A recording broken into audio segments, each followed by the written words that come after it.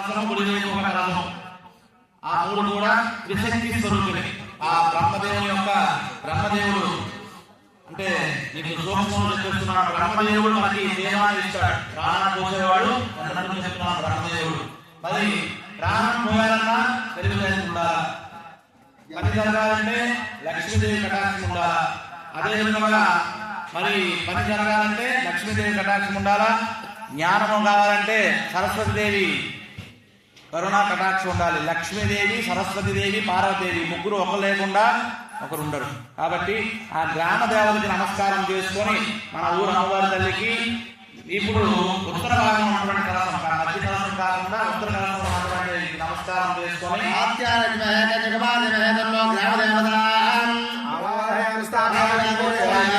గ్రామదేవత పేరు చెప్పుకొని అందరూ కూడా నమస్కారం చేసుకోండి. మీ అమ్మవారు గ్రామ దేవతను కలుసుకోండి, పేరు కలుసుకోండి. ఇక్కడికి రావాలని మనం ఒక్కసారిగా పిలవండి. ఇక్కడ గోవిందా